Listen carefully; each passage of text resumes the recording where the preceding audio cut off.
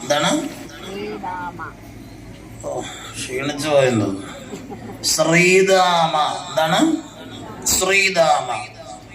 ചിലര് സുധാമ എന്ന് പറയും. ശ്രീധാമം എന്ന് പറഞ്ഞാലും സുധാമം എന്ന് പറഞ്ഞാലും അതിൽ രണ്ടിലും പൊതുഘടകമായിട്ടുള്ള പദം ഏതാണ്? വേഗം വേഗം പറയൂ. ധാമം അല്ലെ? സുധാമം, ശ്രീധാമം. അപ്പൊ ധാമം എന്ന് പറഞ്ഞാൽ എന്താ അർത്ഥം? ചരട് എന്നാണ്, കയറ് എന്നാണ്. സുധാമം എന്ന് പറഞ്ഞാൽ നല്ല ചരട്. ശ്രീധാമം എന്ന് പറഞ്ഞാൽ ഐശ്വര്യ സമൃദ്ധമായ ചരട്. എന്താ അങ്ങനെ പറയാൻ കാരണം? ഭഗവാന് ഹൃദയത്തോട് ബന്ധിച്ച ചരടിന്റെ പേരാണ് ശ്രീധാമം. അങ്ങനെയാണ് ആ കഥ പറയുക. ഭഗവാനെ ഹൃദയത്തോട് ബന്ധിച്ച ചരട്. ആരൊക്കെ ഭഗവാനെ ഹൃദയത്തിൽ ബന്ധിച്ചിട്ടുണ്ടെന്ന് വെല്ലുമംഗല സ്വാമിയാര് ശ്രീകൃഷ്ണ കർമാമൃതത്തിൽ പറയുന്നുണ്ട്. എങ്ങനെയാ? ഉലൂഖലം വാ യമിനാം മനോവാ ഗോപാംഗനാനാം ച ഉചകുട്മളം വാ. ഉലൂഖലം വാ. ഉലൂഖലം എന്ന് പറഞ്ഞാൽ എന്താണ്? ഒരലുമ്മലാണ്. ഒരല് ഭഗവാൻ ബന്ധിതനായ കഥ നമ്മൾ കേട്ടില്ലേ? നാരായണീയത്തിലൊക്കെ ഇവിടെ വായിക്കും. 47-ാം ദശകത്തില് ഉലൂഖല ബന്ധനം. അപ്പൊ ഒരലില് അമ്മ ബന്ധിച്ചു എന്നാണ്. പിന്നെയോ ഗോപാംഗനാനാം ഉച്ചകുട്മളം വാ. ഗോപികമാരുടെ ഹൃദയം കൊണ്ട് ബന്ധിച്ചു. പിന്നെയോ യമിനാം മനോവാ. യമം ശീലിച്ചിട്ടുള്ളവരുടെ. യമം എന്ന് പറഞ്ഞാൽ എന്താണ്? അന്തരിന്ദ്രിയ നിഗ്രഹം. അന്തരിന്ദ്രിയ നിഗ്രഹം. ഋഷികള് ഭഗവാനെ ഹൃദയത്തിൽ ബന്ധിച്ചു. പക്ഷെ ഇവരെക്കാളൊക്കെ തീവ്രമായ ബന്ധനമായിരുന്നില്ലേ ശ്രീധാമാവിന്റെ ബന്ധനം എന്നാണ്. നമുക്കറിയാം, ഭാഗവത ശാസ്ത്രത്തിൽ നമ്മൾ കാണുന്ന ഒരുപാട് കഥാപാത്രങ്ങളുണ്ട്. നാളെ ഈ യജ്ഞം തീരുമ്പോ ആ കഥാപാത്രങ്ങളൊക്കെ നമുക്ക് കാണാൻ സാധിക്കും അല്ലെ? ഓരോ ജ്ഞാന സോപാനങ്ങളിലൂടെ കടന്നു പോകുന്ന സമയത്ത് ഈ കഥാപാത്രങ്ങളൊക്കെ നമ്മുടെ മുൻപിൽ വരും. അതില് ആർദ്രസ്വരൂപണയായ കുന്തിമാതാവ് മുതൽ മാർക്കണ്ഡേയൻ വരെ, അവധൂതനായ ദത്താത്രേയൻ വരെ നീളുന്ന ശാസ്ത്ര പരമ്പര. ഈ ഭാഗവതത്തെ നമ്മള് ഈ ഒറിജിനൽ കോണ്ടെക്സ്റ്റ് വിട്ട് പഠിക്കാൻ തുടങ്ങിയപ്പോഴാണ് നമ്മൾ ഇതിന്റെ ഗൗരവം വിട്ട് കളഞ്ഞത്. ഭാഗവത ശാസ്ത്രം എന്നാ പറയാ. ഭാഗവതം ശാസ്ത്രം കലോ കീരേണ ഭാഷിതം എന്നാണ്. അപ്പൊ ഇതിനെ ശാസ്ത്രമായിട്ട് കാണുമ്പോഴാണ് എന്താ ഇതിന്റെ ലക്ഷ്യം എന്ന് ബോധിക്കാൻ സാധിക്കുക. കഴിഞ്ഞ ദിവസം നമ്മൾ പറയണ്ടായി, സ്വർഗം മുതൽ ഉള്ള ധർമ്മങ്ങളെ കുറിച്ച് പറയണ്ടായി. അപ്പൊ ഇവിടെ നമുക്ക് വേണ്ട ആദ്യത്തെ തലം എന്താണ്? ഇതിലെ കഥാപാത്ര സംസ്കരണം എന്ന് പറയുന്നത് ചെറിയൊരു സംസ്കരണമല്ല. നമ്മൾ അങ്ങനെയാ ധരിക്കുക. ഈ കഥാപാത്രങ്ങളൊക്കെ ഒരു കഥയ്ക്ക് വേണ്ടിയുള്ളതല്ല, അത് ജീവിതത്തിലെ സത്യത്തെ പ്രദാനം ചെയ്യുന്നതാണ്. അതാണ് നമ്മൾ കഴിഞ്ഞ ദിവസവും പഠിച്ചത്. സത്യം പരം ധീമഹി എന്നാ പറഞ്ഞത്. പരമമായ സത്യത്തെ നമ്മൾ ധ്യാനിക്കുന്നു എന്നാണ്. സത്യത്തിന് മാത്രമാണ് പ്രപഞ്ചത്തിൽ വില ഉള്ളത്. അപ്പൊ നമ്മുടെ ഒരു പ്രശ്നം എന്താ വെച്ചാൽ, ഈശ്വരൻ, സത്യം, നമ്മുടെ ജീവിതം, ശാസ്ത്രം ഇതൊക്കെ വെവ്വേറെയാണ്. നമ്മള് യഥാർത്ഥത്തിൽ നമ്മൾ ഈശ്വരനിൽ പൂർണ്ണമായ അവബോധമോ വിശ്വാസമോ നമ്മളിലുണ്ടോ എന്ന് സ്വയം ആലോചിക്കേണ്ടതാണ്. നേരം പോക്കിനല്ല വന്നിരിക്കുന്നതെങ്കിൽ ഇതിനെ നമുക്ക് എങ്ങനെ വേണമെങ്കിലും കാണാം, അതിന് വിരോധമില്ല. നേരത്തെ പറഞ്ഞു, ഈ ഭാഗവത ശാസ്ത്രം തന്നെ എല്ലാവർക്കും വേണ്ടിയിട്ടുള്ളതല്ല. ചിന്തിക്കുന്ന വിഭാഗം എപ്പോഴും കുറവായിരിക്കും. വളരെ വളരെ ചുരുക്കേ ഉണ്ടാവുള്ളൂ. എപ്പോഴാണോ നല്ല തോട്ട്സ് ഉണ്ടാവുക, നല്ല ചിന്തകൾ ഉണ്ടാവുക, അവിടെ വളരെ കുറച്ച് ആളുകളെ ഉണ്ടാവുള്ളൂ. മാത്രല്ല, ആധ്യാത്മികത എന്ന് പറയുന്നത് തന്നെ, അല്ലെങ്കിൽ ഇന്ത്യൻ സ്പിരിച്വാലിറ്റി എന്നൊക്കെ പറയുന്നത് തന്നെ ഒരുപാട് ആള് കൂടാനുള്ള ഒരു സംവിധാനം അല്ല ശരിക്കും. രമണ മഹർഷി എന്ന് പറഞ്ഞിട്ട് ഒരാളുണ്ടായിരുന്നു അല്ലെ, നമ്മൾ കേട്ടിട്ടുണ്ടോ? മഹർഷി രമണൻ. തിരുവണ്ണാമലയിലെ ആത്മജ്യോതിസായിട്ടുള്ള രമണ മഹർഷിയുടെ ആശ്രമത്തില് ഒരു ആഡംസ് എന്ന് പറഞ്ഞിട്ടുള്ള ഒരു ചെറുപ്പക്കാരൻ, കാലിഫോർണിയയിലായിരുന്നു അദ്ദേഹം. ഈ റിച്ചാർഡ് ആഡംസ് എന്ന അദ്ദേഹത്തിന്റെ ഫുൾ പേര്. അപ്പൊ ഈ ആഡംസ് അദ്ദേഹത്തിന്റെ കുട്ടിക്കാലത്ത് തന്നെ കണ്ണടയ്ക്കുമ്പം അദ്ദേഹത്തിന്റെ ഈ കണ്ണില് ഒരു അടയ്ക്കുന്ന സമയത്ത് ഒരു രൂപം വരും.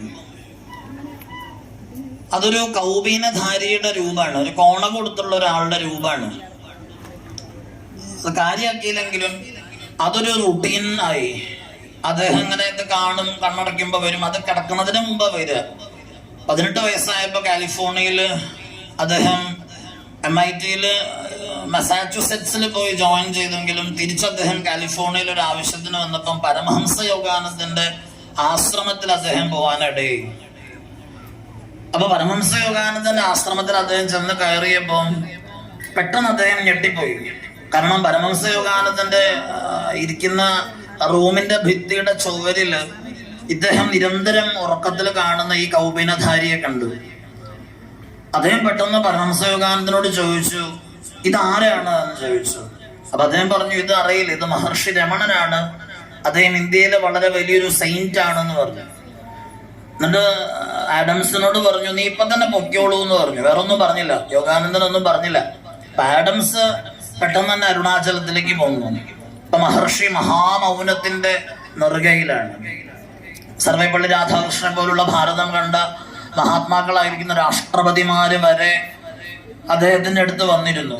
എന്തുകൊണ്ടാണ് അങ്ങനെ പറയാൻ കാരണം, ഇന്റലക്ച്വൽ സെൻസ് കൊണ്ട് നമ്മൾ കാണിക്കുന്ന കസർത്തിലാണ് ഈശ്വരനെ നമുക്ക് നഷ്ടപ്പെടുന്നത്.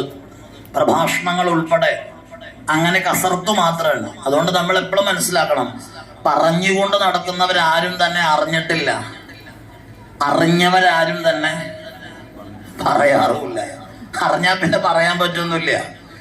ഇതൊക്കെ പിന്നെ എന്താന്ന് ചോദിച്ചു കഴിഞ്ഞാൽ, ഗുരുനാഥന്മാര് പറയുന്ന പോലെ ഇതൊക്കെ പറച്ചിൽ അവസാനിപ്പിക്കാൻ വേണ്ടിയിട്ടുള്ള പ്രയത്നമാണ്. നമ്മളുടെ ഗുരുനാഥന്മാരെപ്പോഴും അങ്ങനെയാ പറയും. ഗുരുവായൂരപ്പസ്വാമിയും വള്ളിയൂർ തിരുമേനൊക്കെ പറയും, ഈ പറച്ചിൽ നിർത്താനാവണം പറയണത് എന്നാണ്. അതാണ് ശരിക്കും വേണ്ടത്. നമ്മളിലേക്ക് നമ്മൾ മനസാക്ഷിയെ വഞ്ചിക്കരുത്. അങ്ങനെയാണ് ഇപ്പൊ നമ്മൾ നടക്കുക സാധാരണ. മനസാക്ഷിയെ വഞ്ചിക്കുക എന്നുള്ളതാണ് നമ്മൾ രണ്ടു കൂട്ടരും ചെയ്യുന്നത് എന്നുള്ളത് കൊണ്ടാണ് ഈ യജ്ഞത്തിലും പറയുന്നവരും കേൾക്കുന്നവരും തമ്മിലൊരു ബന്ധം വരാത്തതുകൊണ്ടാണ്. കാരണം കേൾക്കുന്നവർക്ക് അറിയാം, പറയാൻ വന്നിരിക്കുന്ന ആള് പറയുന്നത് മനസാക്ഷിയെ വഞ്ചിച്ചുകൊണ്ടാണ് എന്ന ബോധ്യം, സത്യത്തിന്റെ സ്പർശം അല്ലെങ്കിൽ പരസ്പരം കേൾക്കുന്നവർക്കും പറയുന്നവർക്കും വരും. അത് ഏതൊരാളോടും സംസാരിക്കുമ്പോഴും നമുക്കത് ആ ഫീൽ ഉണ്ടാവും. പുതിയൊരാളെ കണ്ടുമുട്ടുമ്പോൾ നമ്മൾ സംസാരിക്കുമ്പോൾ അയാളുടെ ഉള്ളിൽ കള്ളത്തരം ഉണ്ടോന്ന് നമ്മുടെ ഉള്ളിൽ ഫീൽ ചെയ്യുന്നുണ്ടെങ്കിൽ അത് സത്യമാണത്, ആശങ്കപ്പെടേണ്ട ആവശ്യമില്ല.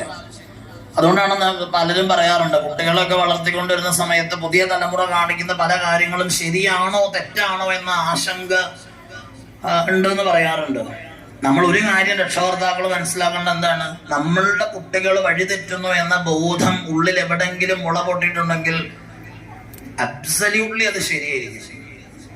കാരണം നിങ്ങളുടെ ജീവിത പരിചയം ആ കുഞ്ഞുങ്ങൾക്കില്ല. പല രക്ഷകർത്താക്കളത് മറക്കുക ചെയ്യുക. സാരല്ല, നേരെയായിക്കോളും. ആ നേരെയാവില്ല. കുട്ടിക്ക് എവിടെയോ ഒരു വഴിപഴക്കലുണ്ടായിട്ടുണ്ടെന്ന് നിങ്ങളുടെ മനസ്സ് നിരന്തരമായിട്ട് മന്ത്രിക്കുന്നുണ്ടെങ്കിൽ നിങ്ങൾ അവനെ ശ്രദ്ധിച്ചു തുടങ്ങേണ്ടതാണ്. പക്ഷെ അങ്ങനെ ചെയ്യാറില്ല. നമ്മൾ അതിനെ മറയ്ക്കും.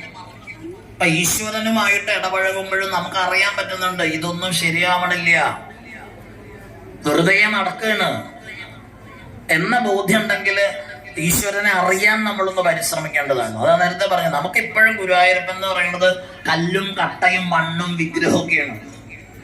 എന്നാണോ നമ്മളെ പോലെ ഒരാളാണത് എന്ന് മനസ്സിലാവേണ്ടത്, അന്ന് നമ്മുടെ ആശങ്കകൾ മുഴുവൻ തീരും, നമ്മുടെ മുഴുവൻ വൈഷമ്യങ്ങൾ അവസാനിക്കും, നമ്മുടെ സംശയങ്ങൾ ഇല്ലാണ്ടാവും. പിന്നെ നമുക്ക് ആശങ്കകളില്ല, പിന്നെ സുഖദുഃഖങ്ങളുടെ പിന്നാലെയുള്ള അലച്ചിലില്ല. ഇത് വെറുതെ പറയണല്ല, മറിച്ച് ഇത് ശാശ്വതമായൊരു സത്യമാണ്. അത് അനുഭവിച്ചറിഞ്ഞ ധാരാളം മഹാത്മാക്കള് അവരുടെ ജീവിതം എങ്ങനെയാണെന്ന് കാണിച്ചു തന്നിട്ടാണ് ഈ സത്യത്തെ ഭാരതം പലപ്പോഴും പഠിച്ചിട്ടുള്ളത്. അപ്പൊ ആദ്യം നമ്മൾ ചെയ്യേണ്ടതാണ്, നമ്മുടെ ഹൃദയത്തിലേക്ക് നോക്കുക. അപ്പൊ ഈ ആഡംസ് എന്ന് പറയുന്ന ആ കുട്ടി മഹർഷി രമണനെ കാണാൻ ചെന്നപ്പോ മഹർഷി രമണൻ മൗനത്തിന്റെ വാൽമീകത്തിലേക്ക് കയറി കഴിഞ്ഞിരുന്നു. അദ്ദേഹത്തിന്റെ ഏറ്റവും വലിയ തുറപ്പിച്ചിട്ട് ബ്രഹ്മാസ്ത്രം എന്ന് പറയുന്നത് തന്നെ മൗനമാണ്. മൗനത്തിലൂടെ സമ്മതിക്കാൻ അദ്ദേഹത്തിന് സാധിക്കുമായിരുന്നു. അപ്പോ ആഡംസ് അങ്ങനെ വന്നപ്പം മഹർഷി പക്ഷേ അന്ന് അത്ഭുതകരമായ രീതിയിൽ രണ്ട് കാര്യങ്ങൾ, ആശ്രമത്തിലുള്ളൊരു ജോലിക്കാരനെ നോക്കിക്കൊണ്ട് അയാളെന്തോ കുഴപ്പം കാണിച്ചിട്ടുണ്ട്, അയാളെ കൂട്ടിക്കൊണ്ട് വന്നാണ്. അപ്പൊ ആഡംസ് താഴെ ഇരിക്കുന്നുണ്ട്. അപ്പൊ ഈ ജോലിക്കാരനോടെന്നുള്ള രീതിയിൽ മഹർഷി പറഞ്ഞു, നീ നിന്നെ അറിയാൻ പരിശ്രമിക്കുക, നീ നിന്നിൽ മാത്രം ശ്രദ്ധിക്കുക എന്ന് പറഞ്ഞു. അപ്പോ ആഡംസിന് മനസ്സിലായി ഇതെനിക്ക് വേണ്ടി പറഞ്ഞതാണ്. മഹാത്മാക്കൾ അങ്ങനെയാണ്, ഒരു ഡയറക്റ്റായിട്ട് പറയില്ല, ചിലത് മറ്റൊരാൾക്ക് വേണ്ടി എന്നുള്ള രീതിയിലാണ്. പക്ഷെ ഗുരുശിഷ്യ ബോധം ഉള്ളിൽ ഉദയം ചെയ്തിട്ടുണ്ടെങ്കിൽ അത് അണ്ടർസ്റ്റുഡ് ആയിരിക്കും, മനസ്സിലാക്കാൻ പറ്റും അത് ആർക്ക് വേണ്ടിയാ പറഞ്ഞത് എന്നുള്ളത്. ആഡംസ് അപ്പൊ തന്നെ അദ്ദേഹത്തിന് കൃത്യമായിരിക്കുന്നൊരു അവബോധമുണ്ടായി. അതെന്തുകൊണ്ടാണ്? പൂർണ്ണ ശ്രദ്ധ ഉള്ളതുകൊണ്ടാണ്. ഇപ്പൊ നമുക്ക് ഇവിടെ ഇരിക്കുമ്പോഴും പരിപൂർണമായ ശ്രദ്ധ നമ്മുടെ ഉള്ളിലേക്ക് വരണം. ഒന്നിനും നമ്മളെ തടസ്സപ്പെടുത്താൻ പറ്റില്ല. അപ്പൊ ഇത്തരം സന്ദർഭങ്ങളിൽ നമ്മളിത് പരിശീലിക്കണം. ഇവിടെ എല്ലാം കൂടെ നടന്ന് ഇങ്ങനെ പോകുമ്പം അതിന്റെ ഉള്ളിലാണ് ഈശ്വരൻ ഇരിക്കുക. അല്ലാതെ നിങ്ങൾ കൃത്രിമമായിട്ട് ഇവിടെ യജ്ഞശാലയിൽ പ്രഭാഷണം കേൾക്കാൻ ഇരിക്കണമെന്ന് പറയുന്ന ആള് വാശി പിടിച്ചത് കൊണ്ടോ, അന്നദാനം നേരത്തെ തുടങ്ങി എന്നുള്ളത് കൊണ്ടോ, പൂജ നേരത്തെ ഒന്നുമല്ല. അതൊക്കെ അതിൻ്റെതായ ധർമ്മങ്ങളിൽ അങ്ങനെ നടക്കും.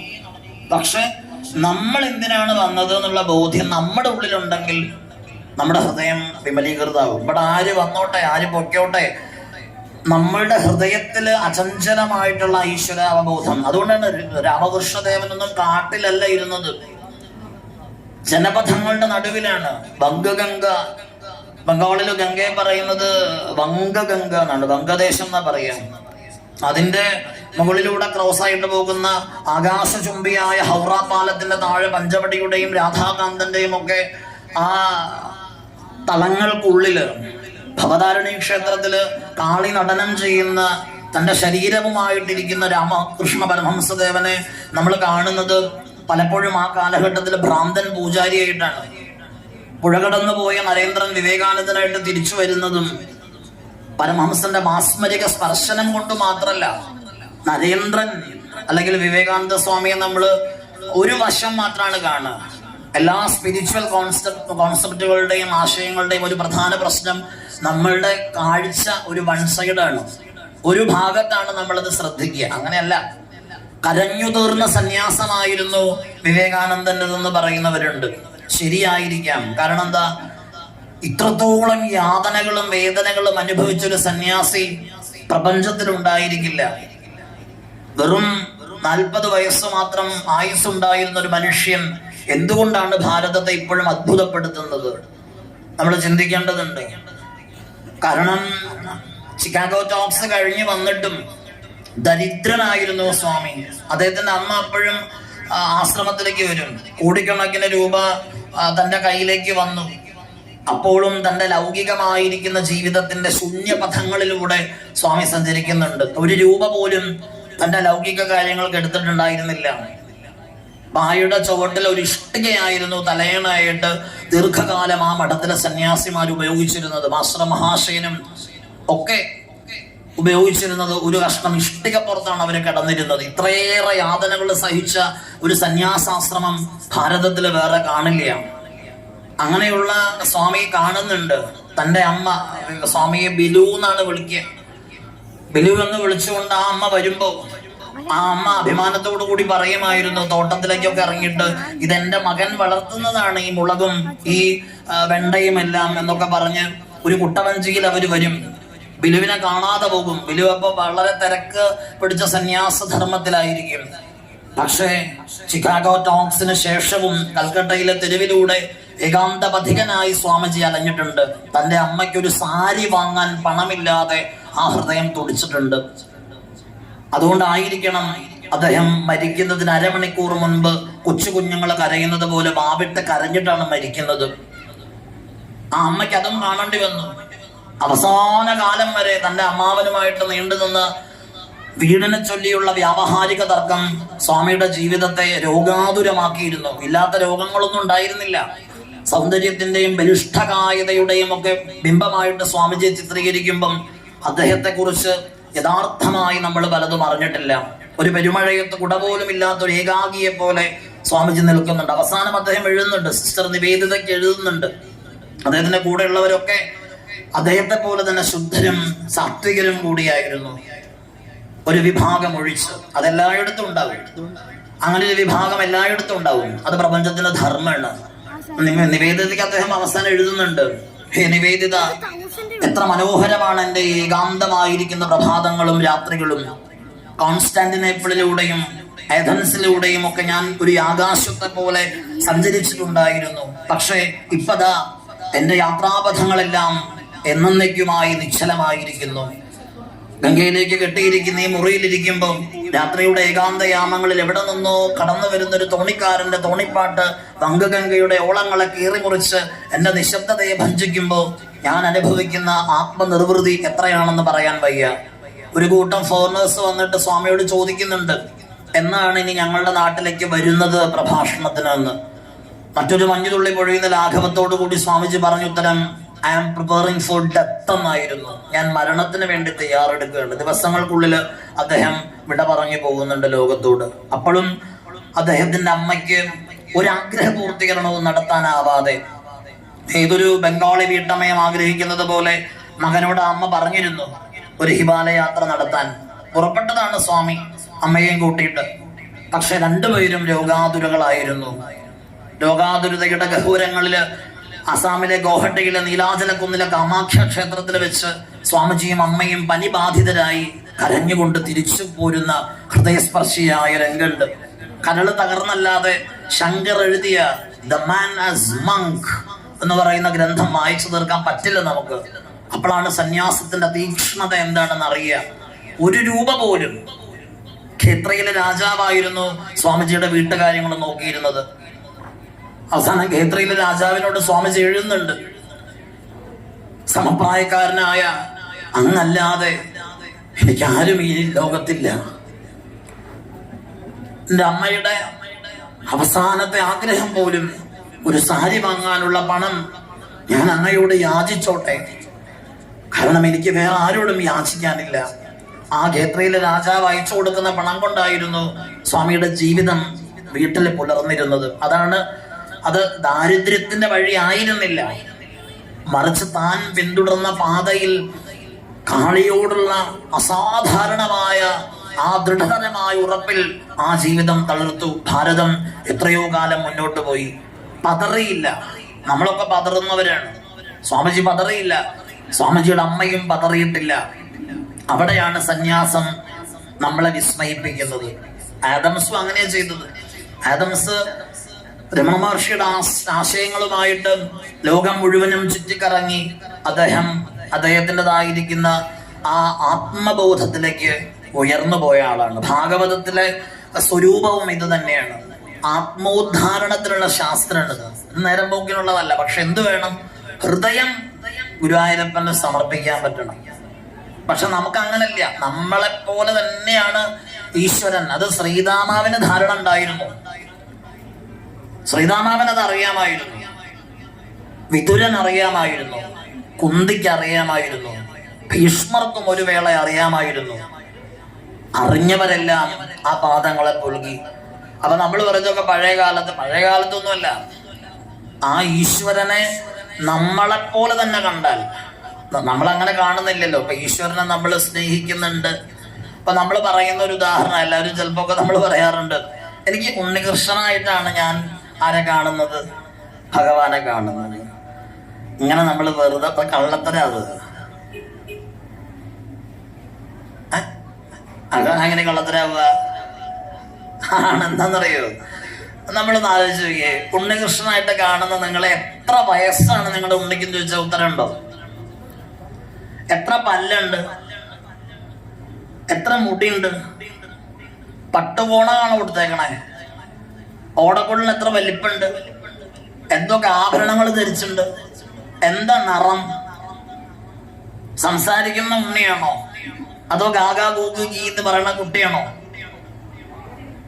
എപ്പോഴാ ഉണർന്നിരിക്കണേ, എപ്പോഴാ ഉറങ്ങണേ നമുക്കറിയില്ല. വെറുതെ പറയണ് ഞാൻ ഉണ്ണികൃഷ്ണനായിട്ടാ കാണണേ. അത് വെറുതെ ഫേക്കാണ്. അതാ പറഞ്ഞത്, നമ്മൾ ഏത് സാധന ചെയ്യുമ്പോഴും, സാധന എന്ന് പറഞ്ഞാൽ മനസ്സിന്റെ ബലാണ്. അതിനിപ്പോ ഈശ്വര സങ്കേതത്തിൽ വരണമെന്നൊന്നുമില്ല. പ്രകൃതിയിലേക്ക് നോക്കിയാൽ മതി. ഇപ്പൊ നമുക്ക് ചുറ്റിനും മഴ പെയ്തു, എത്ര പേര് മഴ ആസ്വദിക്കുന്നുണ്ടോ? ഒരാസ്വാദന ശേഷിയില്ല, വെറുതെയാണ്. മഴ പെയ്താൽ നമ്മൾ തുടങ്ങും, ഓ നശിച്ച മഴ തുടങ്ങിയിട്ടുണ്ടെന്ന്. ഇനിയിപ്പോ വെയില് വന്നാല് അയ്യോ ചൂടുകൊണ്ട് വയ്യട്ടോ, ഒന്നും ആസ്വദിക്കാൻ പറ്റില്ല. അതുകൊണ്ടാണ് നമ്മൾക്ക് വ്യത്യാസം ഉണ്ടാകാത്തത്. ഒരുപാട് വർഷങ്ങൾക്ക് മുൻപ് ഖനാർപുക്കൂർ എന്ന പേരായിരിക്കുന്ന ബംഗാളി വിദൂര ഗ്രാമത്തിൽ ഒന്നില് ഒരു ഗദാധർ ചാറ്റർജി എന്ന് പറഞ്ഞൊരു കുട്ടി തേക്കിലക്കുമ്പിളിൽ വറുത്തെടുത്ത ചോളവുമായിട്ട് ഒരു സായം സന്ധ്യയിൽ നടന്നു പോയപ്പോ ആ ചോളം കുറിച്ചതിന്റെ ആയത്തിൽ അവന്റെ കണ്ണുകള് ആകാശത്തിലേക്ക് ഉയർന്നു.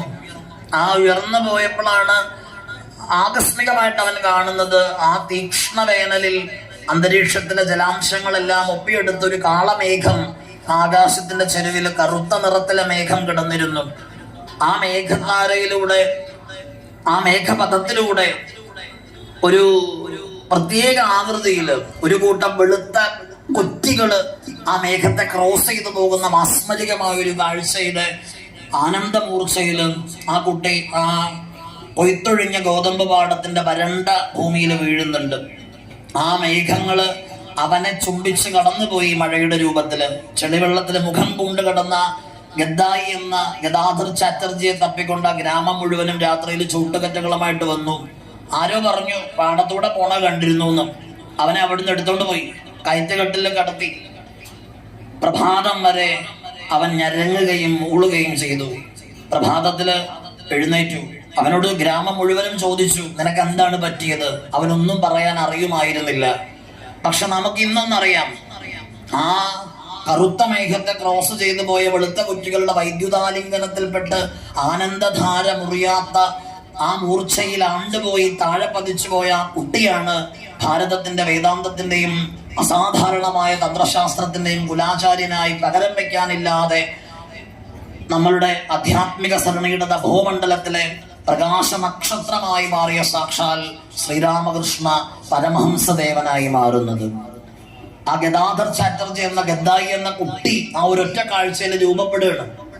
സെറ്റാറി എന്നാണ് അതിന് പറയുക, സെൻ ബുദ്ധിസ്റ്റുകളൊക്കെ. നമ്മൾ അതിലേക്ക് പോകുന്നില്ല. ശ്രദ്ധയോടുകൂടിയുള്ളവന് ഉണ്ടാവുന്ന ബോധത്തിന്റെ ഉയർച്ചയാണ്, ആന്തരികമായ ഉദ്ധാരണമാണ്. അതിനെയാണ് അങ്ങനെ പറയുക അവര്. അപ്പൊ ഇത് നമ്മൾക്കും ഉണ്ടാവേണ്ടതാണ്. അപ്പൊ നമ്മള് പറയും ഇതൊക്കെ മിത്തല്ലേ, ഇതിലൊക്കെ വലിയ അങ്ങനെയല്ല. നമ്മൾ എങ്ങനെയാണ് ഈശ്വരനെ ദർശിക്കുന്നത്? ഇപ്പൊ നമ്മള് സ്നേഹിക്കുന്നു പറയും, അല്ലെങ്കിൽ കൂട്ടുകാരനെ പോലെ കാണുന്നു ഉണ്ണി എന്ന് പറയും. ഇപ്പൊ ഇന്ന് അങ്ങനെയല്ലേ കണ്ടത് ശ്രീതാമാവ് എന്നൊക്കെ പറയും. പക്ഷെ നമ്മളെപ്പോലെ തന്നെ നമ്മളെപ്പോഴാ ഈശ്വരനോട് ഇടപെടുക? അങ്ങനെ ഇടപഴകിയവരൊക്കെ ഉണ്ട്. ഇപ്പൊ പഴയ കാലത്തെ മഞ്ജുളയും പൂന്താനവും ഒന്നും അല്ലാണ്ട് നമ്മുടെ ഇടയിൽ ആരെങ്കിലും ഉണ്ടോ എന്നൊക്കെ ചോദിക്കും. ഈ വള്ളിയൂർ തിരുമേനിയുടെ ഭാര്യ സുഭദ്ര അന്തർജനം എന്ന് പറഞ്ഞിട്ടൊരു അമ്മ ഉണ്ട്.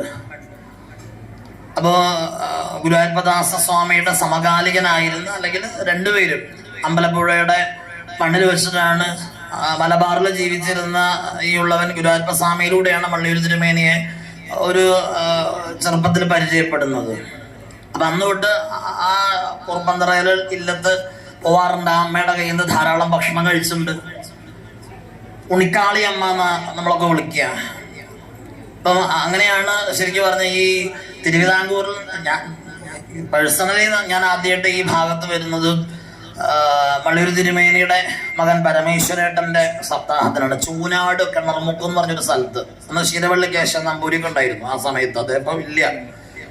അപ്പൊ അങ്ങനെയുള്ള ഒരു കാലത്ത് ഈ അമ്മയെ നമ്മൾ കാണുന്ന സമയം തൊട്ട് അമ്മ ഒരു അക്ഷരം പോലും ശ്രദ്ധിച്ചു നിന്നില്ലെങ്കിൽ നമുക്ക് ആ അമ്മയുടെ വായിന്ന് കിട്ടില്ല. അത്ര ശാന്തയായ ഒരു അമ്മയാണ് ഈ അമ്മ. ഗുരുവായൂരപ്പനെ ഒരു തവണ വെല്ലുവിളിച്ചുണ്ട്. അതൊരു യാഥാർത്ഥ്യമാണ്, അത് മിത്തൊന്നല്ല. വള്ളിയൂർ തിരുമേനി പരമദാരിദ്ര്യത്തിന്റെ പടുകുഴിയിലായിരുന്നു. അത്രയ്ക്ക് ദാരിദ്ര്യമായിരുന്നു. അവിടുന്ന് പതുക്കെ പതുക്കെ ഭാഗവത ശാസ്ത്രത്തിലൂടെ ഉയർന്ന് അവസാനം ഒരു വടവൃക്ഷമായി തിരുമേനി വളർന്ന് ഭാഗവതത്തിന്റെ അവസാന വാക്കായിട്ട് അദ്ദേഹം മാറിയ കാലത്ത് ഈ അമ്മയും ദിവാകരേട്ടനും ഒക്കെ ആയിട്ട് പരമേശ്വരേട്ടനും ഒക്കെ ആയിട്ട് ആദ്യമായിട്ട് വള്ളിയൂർ തിരുമേനിയുടെ ആ സാക്ഷാൽ അന്തർജനായിട്ടുള്ള ഉണിക്കാളി അമ്മ ഗുരുവായൂർ പോവാണ്. 35 വർഷമായിട്ടുള്ള ആഗ്രഹമാണ്. അതുവരെ ഗുരുവായൂർ പോയിട്ടേ ഇല്ല. അപ്പം വള്ളിയൂർ തിരുമേനിയാണെങ്കിൽ ധാരാളം ഗുരുവായൂർ സപ്താഹം വായിച്ചിട്ടുണ്ടല്ലോ. അപ്പൊ പോവാന്ന് വെച്ചു. അവിടെ ചെന്ന് തിരുമേനി ശുപാർശക്കാരനൊന്നും അല്ലാത്തതുകൊണ്ട് സാധാരണ പോലെ ക്യൂ പോയി നിന്ന് തൊഴുതു. അപ്പോ അതാരോ കണ്ടു, അഡ്മിനിസ്ട്രേറ്റേഴ്സ് ആരോ കണ്ടു, ഓടി വന്നു എന്തായി കാണിക്കണം എന്ന് പറഞ്ഞിട്ട്. അപ്പൊ തിരുമേനി വന്നു എന്ന് അറിഞ്ഞപ്പോഴേക്ക് അന്നത്തെ കാലല്ലേ, ആളുകളൊക്കെ കൂടെ വളഞ്ഞു അദ്ദേഹത്തെ കൊട്ടും കുരുവയും ആർപ്പും അമ്പാരിയിട്ട് മേലെ എല്ലാവരും കൂടെ പിടിച്ച് ശ്രീകോവിലിന്റെ മുമ്പിൽ കൊണ്ടു നിർത്തി. പക്ഷെ ഒരു കുഴപ്പം പറ്റിയെന്ന് എവിടെയാന്ന് വെച്ചാൽ ഈ അമ്മയും മക്കളും ഇതിന്റെ ഇടയിൽ എവിടെയോ ചെതറിപ്പോയി. അവരങ്ങനെ പ്രൗഢിയുള്ള ആളെയൊക്കെ നമ്മള് നോക്കിയിട്ടൊക്കെയാണല്ലോ അളക്കുക.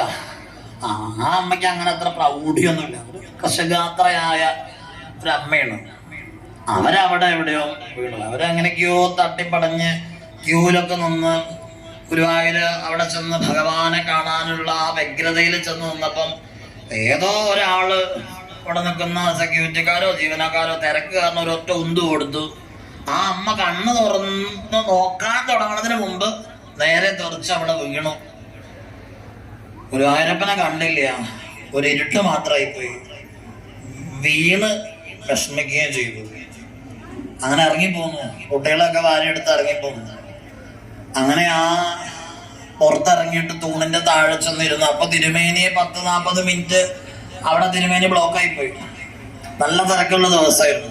അങ്ങനെ തിരുമേനിയെ വീണ്ടും കൂട്ടം കൊലവൊക്കെ ഇട്ട് കൊണ്ടുവരുമ്പോഴാണ് അദ്ദേഹം പരതി നോക്കിയപ്പം ഒരു തൂണിന്റെ താഴെ ഈ അമ്മയും മക്കളും അനാഥരെ പോലെ ഇരിക്കുക.